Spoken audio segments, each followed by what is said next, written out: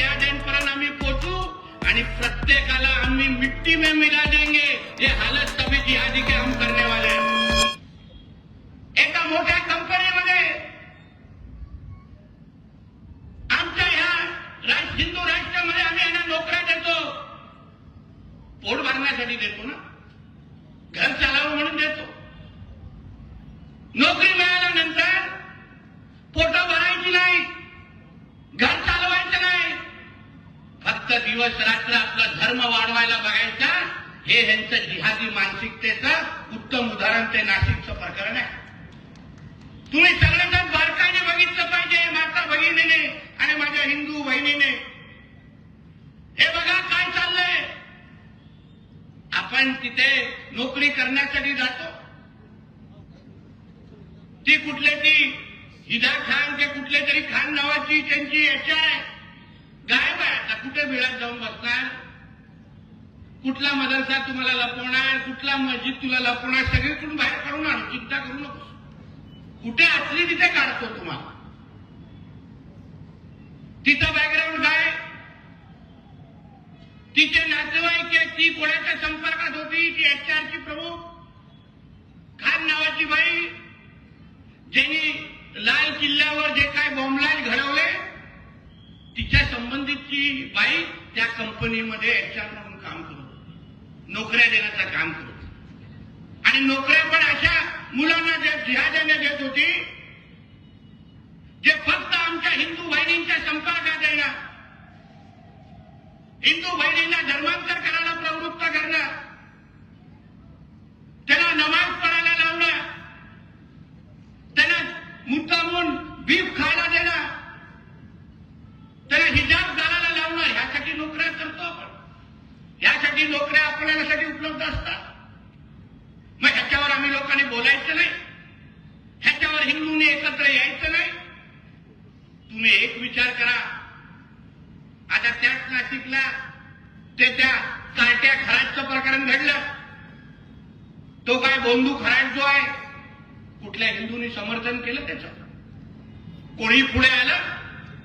आपल्या सगळ्या जणांची भावना होती की ज्यांनी आपल्या असंख्य हिंदू माता भगिनींचं आयुष्य खराब केलं, त्या खराटला तुम्ही फाशीवर लटवा, अशी आपल्या सगळ्या जणांची भूमिका, हिंदू समाजाची भूमिका।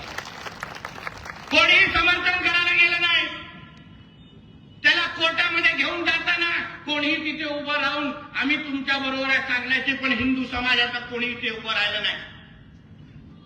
पण जेव्हा या TCS प्रकरणामध्ये, नाशिकच्या प्रकरणामध्ये ते जे काही 4-5 जिहादी कार्टे त्यांना जेव्हा कोर्टात घेऊन जात होते, तेव्हा 600 लोक मुस्लिम समाजाचे त्यांना समर्थन करण्यासाठी त्या कोर्टाच्या बाहेर उभे होते, 600। म्हणजे ह्यासाठी आपण या देशामध्ये राहतो का? तुम्हाला अगर या ज्या देशामध्ये तुम्ही राहता, ज्या देशामध्ये तुम्ही कमवता, ज्या देशाला तुम्ही आपला देश म्हणता, त्या देशाला हे जे काही जिहादी कार्टे त्या नाशिकच्या कंपनीमध्ये पकडले गेले, त्या देशाला ते लोक इस्लाम राष्ट्र बनवत असतील, आमच्या माता भगिनींना धर्मांतर करत असतील, त्यांना तुम्ही त्या लोकांना समर्थन करण्यासाठी कोर्टामध्ये 600 लोक जमतात। या गोष्टीबद्दल आम्ही बोलायचं नाही, आवाज उचलायचा नाही, हिंदू म्हणून या सगळ्या गोष्टी बघत राहायच्या।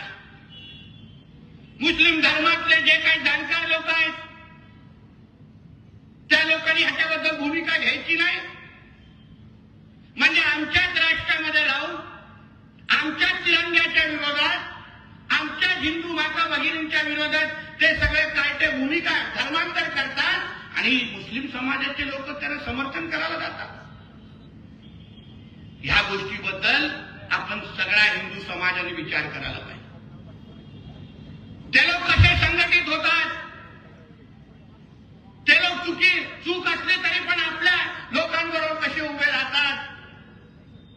नाही लिहिलं आपल्या हिंदू धर्मामध्ये, नाही शिकवलं आपल्याला ह्या सगळ्या आपल्या परमपूज्य महाराजांनी, आपल्या सनातन हिंदू धर्मामध्ये या गोष्टी लिहिलेल्या नाहीत, आमच्या भगवद्गीतेमध्ये या गोष्टी लिहिलेल्या नाहीत। पण संघ संघटित होऊन या हिरव्या सापांना संदेश देणं, या हिरव्या सापांच्या विरोधात जेव्हा जेव्हा गरज आहे तेव्हा आवाज उचलणं, त्यासाठी हे हिंदू संमेलन आपल्यासाठी महत्वाचं आहे. आपण इथे येऊन प्रत्येकाला ते डोक्याचा संदेश परत घेऊन जाणं अत्यंत गरजेचं आहे. तुम्हाला सांग 2047 पर्यंत ह्या हिंदू राष्ट्राला इस्लाम राष्ट्र बनवायचं आहे. त्या सगळ्या हिंदू बहिणींना विश्वास देतो किंवा ज्या ज्या कंपनीमध्ये आताही अशा पद्धतीचा अगर कॉर्पोरेट जिहाद होत असेल तर आम्ही तुम्हाला विश्वास देतो या सगळ्या जिहाद्यांपर्यंत आम्ही पोहोचू आणि प्रत्येकाला आम्ही मिट्टी में मिला देंगे. ये हालत सभी जिहादी के हम करने वाले हैं. एका जिहादाला आम्ही सोडणार नाही. मग तो कुठल्याही कंपनीच्या त्या बिळामध्ये बसला असेल, फक्त आमच्या जे शोषित आहेत, जे पीडित आहेत, त्यांनी फक्त बाहेर येऊन आमच्याशी संपर्क साधावा. पुढचं काम तुमचं ह्या देवाभाऊचं सरकार करेल, हा विश्वास तुम्हाला मी आजच्या निमित्ताने मी देणार आहे. आणि म्हणून या हिंदू संमेलनाच्या निमित्ताने एक हिंदू म्हणून आपण या सगळीचा विचार करणं हे अत्यंत गरजेचं आहे.